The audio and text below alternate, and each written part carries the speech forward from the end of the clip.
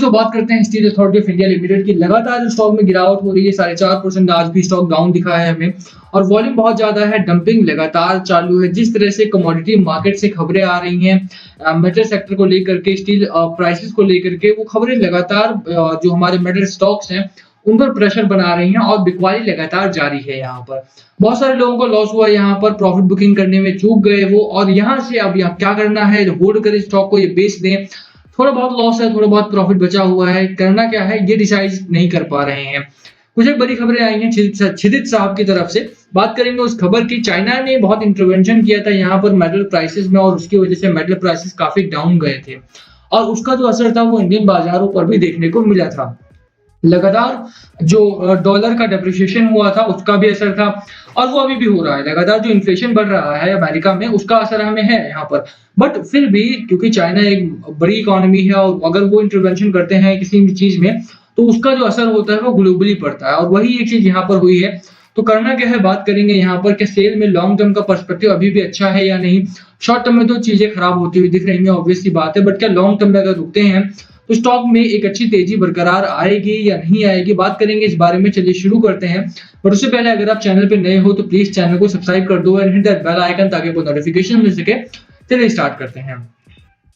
बात करें सेल की तो सेल एक ठीक ठाक स्टॉक है, इसमें कोई दो राय नहीं है। Through out the day volume आया है, गिरावट हुई है, 4% से ज्यादा की गिरावट यहाँ पर हुई है और वही एक प्रॉब्लमेटिक सिचुएशन है। लगातार यहाँ पर गिरावट हुई है। पिछले आप देखेंगे तो चार्ट पैटर्न में लगातार यहाँ पर स्टॉक फिसलता हुआ हमें देखने को मिला है। लगातार यहाँ पर अगर आप देखोगे तो स्टॉक ने 151 का हाई बनाया और उसके बाद डाउन ट्रेंड में ही देखने को मिला है। आरएसआई बढ़ता हुआ आरएसआई भी रोक नहीं पा रहा था इस स्टॉक को, बट जैसे ही चाइना ने इंटरवीन किया और वो स्टॉक में गिरावट लेकर के आया है। अभी यहाँ पर कुछ बड़ी खबरें हैं हमारे सामने, बात करते हैं। सबसे पहले आप फाइनेंशियल एक्सप्रेस पर ये पूरी रिपोर्ट पढ़ सकते हैं, तो जाकर के वहां पर पढ़ लेना इसे। मैं बस इंपॉर्टेंट पॉइंट्स के बारे में बात कर रहा हूँ। जेएम फाइनेंशियल की तरफ से ये ऊपर वाला स्टेटमेंट उनकी तरफ से है। उन्होंने बोला कि we believe that market indicators have run far ahead given the context of the underlying strength of the economic recovery that is still nascent and significant supply side factors including production cuts by China in case of steel, by OPEC in case of crude oil production and bottleneck across various input item। अगर आप देखोगे तो Nifty metal almost 200% से ज्यादा का उछल गया है पिछले एक साल में। अगर आप देखो 275% के आसपास का उछाल वहां पर आया है और अगर निफ्टी 50 की बात करोगे तो वहां पर 90% के आसपास का उछाल हमें देखने को मिला है एक साल में। ठीक है, तो ओवरऑल अगर आप देखोगे तो मेटल सेक्टर बहुत तेजी से बढ़ा। जो पर्सपेक्टिव था वो यही था कि अब यहाँ से लॉकडाउन खुलेगा और बहुत तेजी से डेवलपमेंटल मोड में इंडिया जाएगा और उसके बाद आपको बहुत प्रॉफिट होने वाला है मेटल सेक्टर से। और वो हुआ भी, बहुत सारे लोगों को बहुत अच्छा प्रॉफिट कमाया भी उन लोगों ने। बट प्रॉब्लम ये हुई कि सेकंड वेव आया, फिर उसके बाद अमेरिका में इन्फ्लेशन बढ़ गया बुरी तरह से और चाइना को इंटरवीन करना पड़ा। चाइना को मतलब कुछ तो है उसके पास कि वो अगर कुछ बढ़ रहा होता, जैसे बिटकॉइन बढ़ा तो उन्होंने इंटरवेंशन किया और वो गिरावट में आया। इलॉन मस्क का भी बड़ा हाथ रहा है बट वो भी थे। अब यहाँ पर मेटल सेक्टर बहुत तेजी से बढ़ा, मेटल प्राइसेस बहुत तेजी से बढ़े। हालांकि ये अच्छी खबर है, मेटल प्राइसेस अगर बढ़ते हैं तो जो रिटेल बायर वगैरह होते हैं उनको काफी प्रॉब्लम होती है, बट स्टिल इन्वेस्टर के तौर पे ये एक अच्छी खबर थी हमारे लिए। और वो उन लोगों ने इंटरवीन किया और उसके बाद मेटल प्राइसेस लगातार डाउन गए हैं। अब यहाँ पर अगर आप देखोगे तो even though the metal space is seeing some turbulence, इस समय पर टर्बुलेंस तो है, गिरावट है, वोलेटिलिटी है। क्षितिज पुरोहित सी सम सिल्वर लाइनिंग। क्षितिज पुरोहित साहब कमोडिटी मार्केट के एक्सपर्ट हैं, यानी कि जो कमोडिटी मार्केट है हमारा जहां पर ये सारी चीजें होती है, मेटल सेक्टर वगैरह का, मेटल्स का ट्रेड होता है, गोल्ड सिल्वर वगैरह का ट्रेड होता है, तो वहां के एक्सपर्ट हैं ये। और the skyrocketing of steel prices has led companies to deleverage their balance sheet. जो प्राइसेस बहुत तेजी से बढ़े, जैसा मैंने पहले भी आपको बताया था कि जब प्राइसेस बढ़ रहे हैं तो इसका जो असर होगा वो प्रॉफिटेबिलिटी पर पड़ेगा, यानी बैलेंस शीट के सुधार पर पड़ेगा। और टाटा स्टील और सेल जो दो कंपनीज हैं हमारे सामने, ये most from the deleveraging period in steel industry, they are going to be benefited most. ठीक है, Tata steel net debt to EBITDA जो होने वाला है वो 6 टाइम्स होने वाला है। वहीं पर सेल की अगर हम बात करें तो नेट डेट टू एबिटा जो है expected to drop from 11 times drop होने वाला है ये।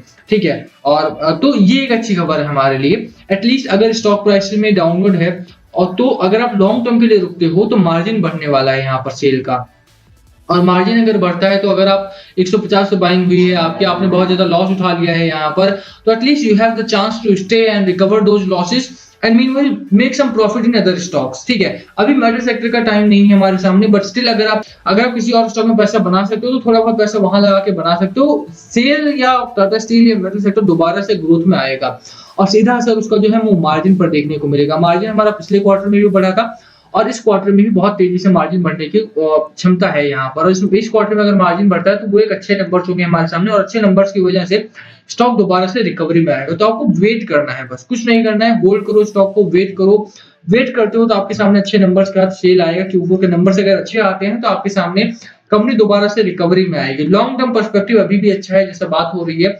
Commodity market might down this time, but आपको थोड़ा अगर वेट करते हो तो कमोडिटी मार्केट दोबारा ऊपर आएगा और उसका प्रॉफिट आपको मिलेगा आने वाले दिनों में, तो वेट करना है।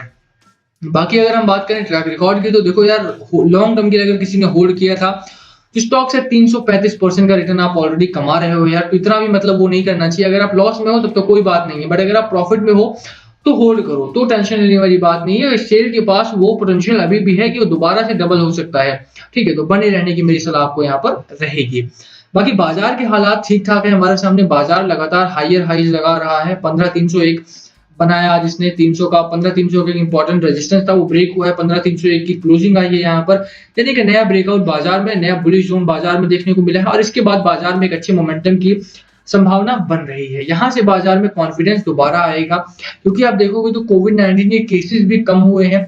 24 घंटे में पिछली बार 2 लाख से कम केसेस आए, 1,70,000 1,80,000 केसेस आए हैं, तो नंबर्स काफी कम है हमारे सामने। और अगर लगातार नंबर कम होते हैं तो ब्लैक फंगस और व्हाइट फंगस की जो समस्या है वो भी कहीं ना कहीं गिरते हुए दिखेगी और ऐसे में बाजार से निकलना नहीं है। चाहे सेल हो आपके पास, चाहे टाटा स्टील हो आपके पास, बने रहने की मेरी आपके सामने सलाह रहेगी। ठीक है, FII FPI की वहीं पे बात करें अगर हम, तो DII ने लगातार 2 दिन बिकवाली की है। पिछले मंडे और ट्यूसडे इनका माल बिका है लगातार। FII की बात करें तो 960 करोड़ का माल इन्होंने कल खरीदा था। लगातार 2 दिनों से 3 दिनों से खरीदारी में है FII FPI। रीजन बीइंग की यार वही है कि कोविड-19 हम बाहर आ रहे हैं, कहीं ना कहीं भारत की सिचुएशन है वो सुधरते हुए दिख रही है हमें। वैक्सीनेशन वगैरह का काम अलग है, हालांकि पॉलिटिकल नहीं जाएंगे हम, बट फिर भी थोड़ी सी सिचुएशन नंबर्स के टर्म में सुधर रही है हमारे सामने। और अब लगता है कि यहाँ से हम थोड़ा बहुत धीरे धीरे करके सही 1 महीना, 1.5 महीने, 2 महीने बाद सिचुएशन जो है वो अंडर कंट्रोल आ जाएगी। बिना मास्क के हम घूम सकेंगे शायद, but let's hope for the best. जो भी होगा सामने होगा, बट इस समय पर नंबर्स कम हुए हैं, ये एक अच्छी खबर है और उसका असर जो है वो साफ बाजार पर देखने को मिल सकता है। बात मेटल सेक्टर की रही, बात सेल की रही, तो डाउन साइड पर 106 रुपए का सपोर्ट लेकर के बने रहने की सलाह मेरी रहेगी। 134 का हमारे सामने एक इंपॉर्टेंट रेजिस्टेंस जोन है। अब ये याद रखना है कि कोई भी स्ट्रॉन्ग स्टॉक जो होता है वो लगातार गिरावट में नहीं आएगा, लगातार इस तरह से गिरावट नहीं होने वाली है। तो बने रहो, मार्केट का मूड सुधरेगा, अच्छी खबरें सेल में भी हैं, अच्छी खबरें आती रहती हैं, तो बने रहोगे तो अच्छी खबरों का फायदा आपको मिलेगा।